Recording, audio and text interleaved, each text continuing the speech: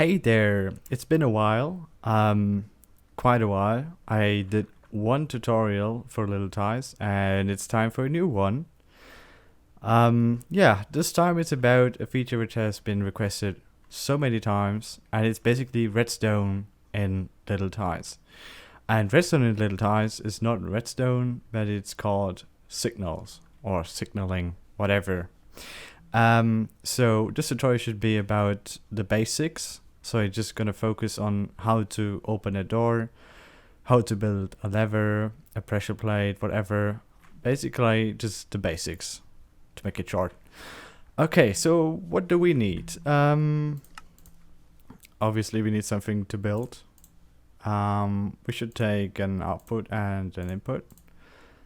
We're just gonna use the 4-bit variants, which is basically 1 pixel, one like in a 16 grid pixel, and yeah, it's just the basic way to do this. Grab a cable and a hammer. Okay, so what is this? Can place it. Can also place a cable. As you can see, you can connect them. You can even connect them like so. They will always connect over one block, so I can place them and they will connect. I can obviously also place more than one in a row, whatever. If the highlights are a bit distracting, just sneak. And yeah, I can't place it here because then it won't connect. We'll just check for the next block. Yeah, those are the cables, and there's basically 3 sizes. One for 32 grid, which is a little smaller, as you can see, and there's also a bigger one. Yeah, like just like that. Note that you can also color them for any color you want to. Let's go for yellow, and yeah, that works perfectly fine. But it doesn't have a meaning in itself. It's not like a different channel or whatever. It's just a color, maybe to keep things more organized. If you don't want something to connect, just place something in there and it won't connect. Yeah, that's just how it works. Okay, but what can I use this for? So basically in LittleTiles everything is about inputs and outputs, and your structure is basically like a machine which does something. So a machine takes something and gives something back. Maybe it doesn't take something, but obviously I hope you get the idea. So these are inputs and outputs, and these are external ones. External means you can place them physically. So why don't we just build a door, for example? Just gonna place a very, very simple door. And then we just set it to access door. Put the access in there. Boom, there we go. Just a basic door. So if we now grab the wrench, which is actually a very useful tool if it's about signaling, we can actually right click the door, and what we see is B0 is 0. Whatever this means. Okay, so this is an not external this time, it's internal. Internal means it's not physical placed, so you can't really see it, and it's basically bound to the structure. A door, for example, has a state, which is basically if it's opened or closed. In this case it's open now, that's why this returns 1. And if we close it again, this is 0 again. So we can actually use this property to open the door or to tell whether it's closed or opened. We can use it for both ways. But how do we open a door? Like, it won't open just by this. Like, that's what most people just try to do. But that won't work. Obviously not. But you cannot attach a signal either. Like, where should it go? Like, that doesn't work. So what this door needs is an input, so it can actually receive a signal. But you should not put an input or output on a door, because as soon as you right click it, it moves. So that's not a good idea. So what we do instead, we create a frame around the door. That frame is basically the parent of the door and will allow the door to be controlled by a signal. So we're just gonna put an input here, and then we just grab this whole structure, and note that this door is already functional. That's why it will be a child of the frame we just placed. Oh, I actually forgot. I actually need to select everything, not just the door. And yeah, there we have it. As you can see, there are 3 structures, or basically 1 parent and 2 children. One is the little output, input in this case. Then we got our door. And then we got our thing, which is basically the frame. So this structure actually has everything in there. So what you now can see is, if you click on signals, nothing will be there, but you can see what is available. It's the input which is placed, and it's also the state of the door. See, 0 means the first child. If you look here, the door is the child 0, the input is the child 1. Yeah, I hope it makes sense. So how do we now control the door? For that, we just click on the door here, click on signals, and then we can actually control all the outputs of the door. And the door has 1 internal output, which is B0, as we just saw earlier with the wrench. And we just click on edit, and then we get this beautiful thing here. And it's basically an equation you can build. So what you can do is now you can just add whatever to this thing. For now, we just take the input we just placed earlier. P stands for parent. So the parent input 1 is connected to the state of the door. What does this mean? As soon as the input is activated, the door will activate as well. And we also set it to toggle. But I will show that in a second. So let's just save it. And there we go.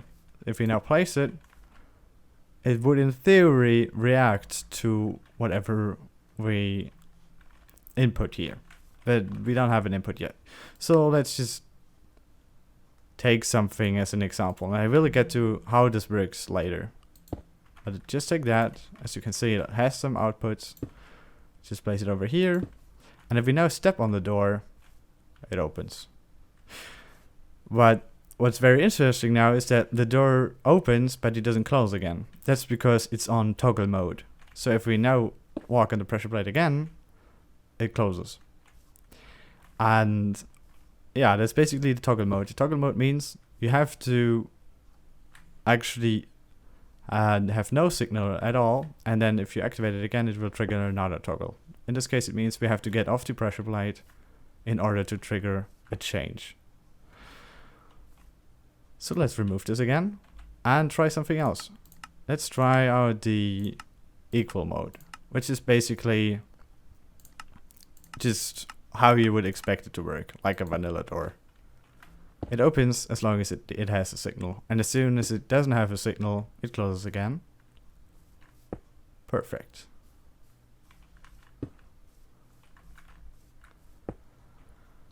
Okay, that's basically a door, but I already said that you could also use this to get information. And that is still true. Notice if I open the door, it will immediately close again because there's no signal. Just so that you know. Okay, so how can we now use this door to actually get information? And for that, I will just place a new door, a very simple one. I actually want to make it an advanced door. Makes just more sense to me. And then we make it rotate 180 degrees.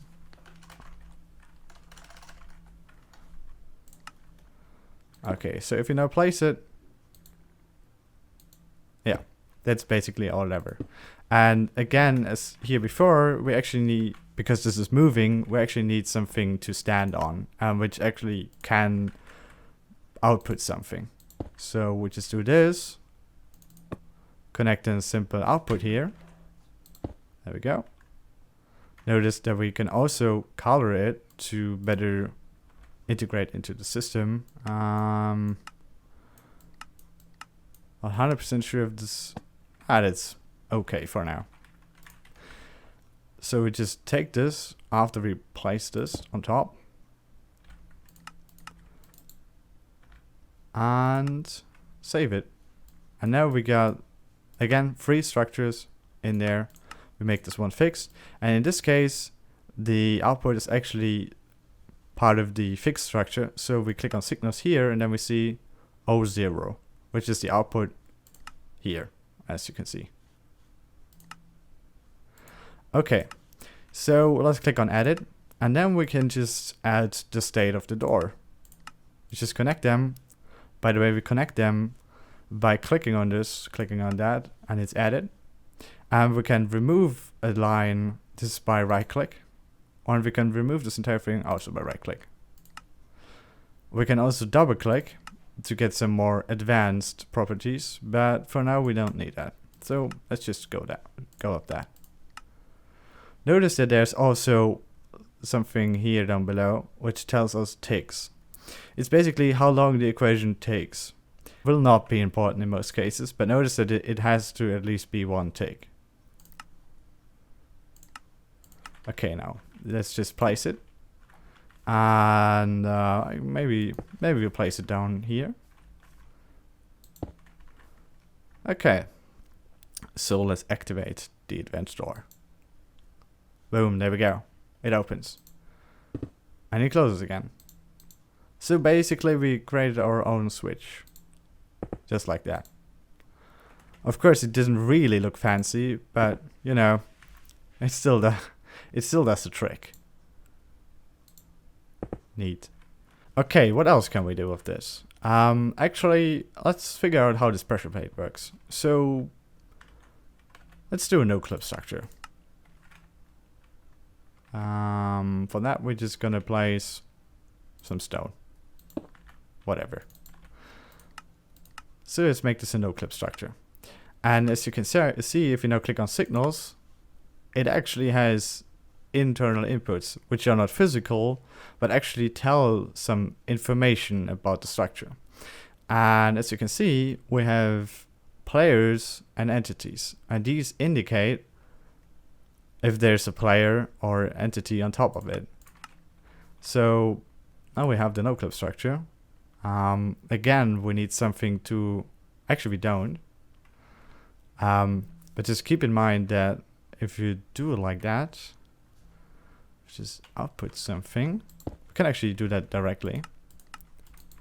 But know that you can also walk through, or that you cannot walk through the output, which might feel a little awkward. So we now make it again a no-clip structure, don't want to slow us down. And then we just connect to the output, yeah, either entities or players. We could also do both, but that wouldn't make sense, because it would then just take whatever is true.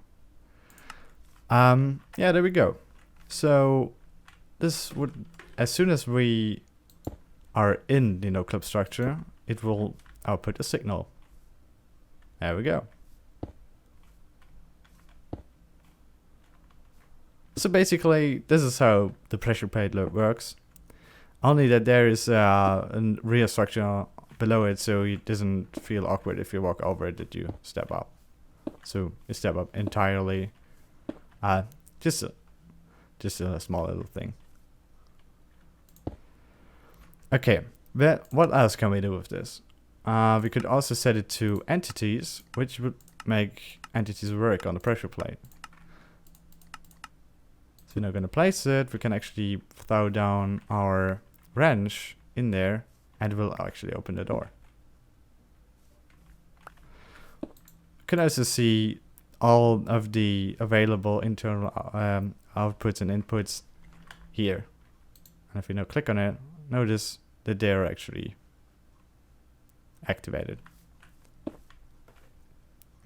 Okay, if we're now gonna remove this and walk, the door will close before we reach or go through.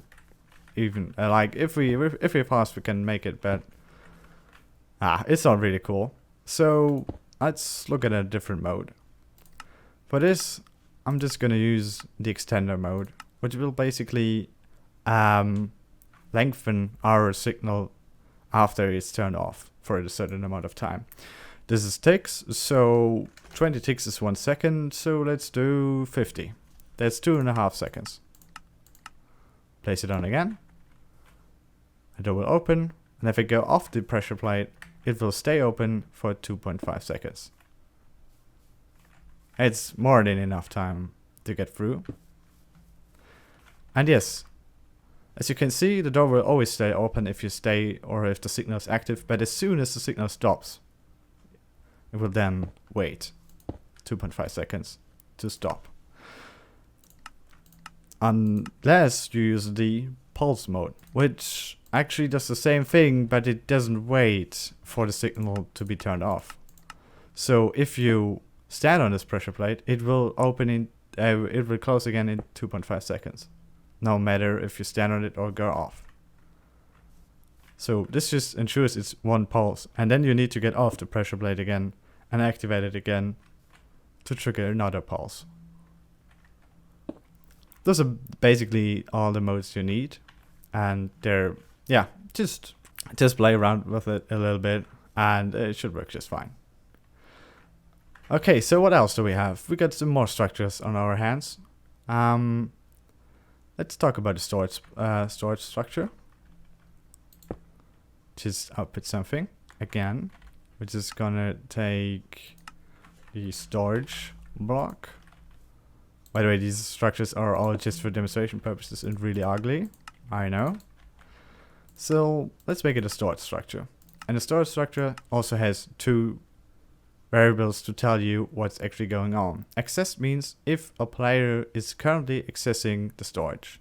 Unfilled means, yeah, if there's something in there. So let's just hook it up to accessed and output a signal if someone accesses the storage. So it's actually like the pressure plate. If you open, the door opens. Notice that the door has to extend fully in order to close again. It does not change the direction while it's moving. And the door is open if you just let it be. And as soon as we close it, it will close as well. So we can also use filled, which is, yeah, as you would expect, just very simple and straightforward. Means it doesn't output something if there's nothing in there, but as soon as we put something in there, yeah, it basically is active and opens something. Yeah, that's just something very simple you can do with it. Okay, so let's just make it a light structure and hook up the input to the output, the internal enabled. Okay, again, notice that this is on toggle. This actually makes sense because you can right click the structure. I'm just going to show that real quick. You can right click the structure to make it light up. As you can see, you can also make it night to make it more apparent. And if you right click, it turns off again. That's why the toggle mode is used. But we might not want that because you might want to behave it like you would expect it to be. At the moment, you always, yeah. Wait, there's also the pulse. Forgot about that. But now you need to activate it again in order to. It's on. We need to put something in here, and now it will turn off again. But we actually want to act like the door, so we're just going to go here, edit, toggle, click on equal, boom. There we go. So light will be on as long as the signal is active and then turn off again. Very simple, and you can do a lot of stuff with that. So some of this might be a little complicated, but there's also some help tool or some things you can use. There's actually some example structures which you have in creative, and they will also be available in survival mode eventually. And these are just some pre-made structures, like the pressure plate you can use, a light you can just hook up a signal to. So if you don't know how things are going, you just do that and it will work. Yeah, very simple. Okay, so if we now let's look at a lever. That's a very simple lever you can switch around. Yeah, there are also some levers to actually control the signal a little bit better. Just very simple, and you can just hook up a cable to it and use it for whatever. Okay, there's also a double door you can use just to get started, because it might feel a little complicated at the beginning. So let's just go around.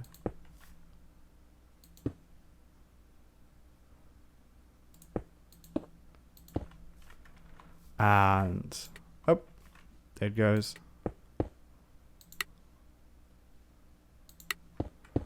Very simple.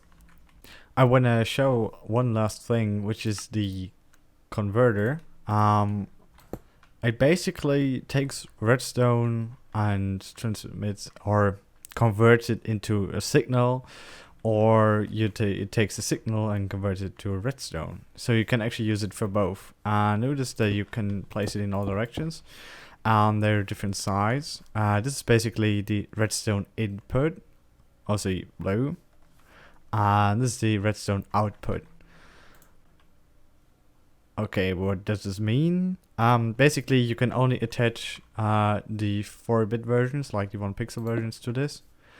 We can just do that and attach the door, and then we can use redstone to make it work. So let's go here, bam bam, and there we go. Yep. And we can also get the signal off by putting redstone there, and to actually show that it works, we can just take this one.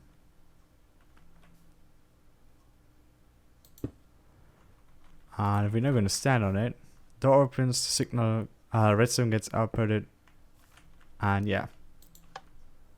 Just a neat little tool to work with other mods and vanilla redstone. So these are the basics of signaling, and I hope I could explain it to you. If there are still questions, just feel free to ask. And I also do Twitch live streams from time to time, so if you want to tune in, give some feedback on everything, and just have a good talk, feel free to join. And I hope you have a great day, stay safe, and bye.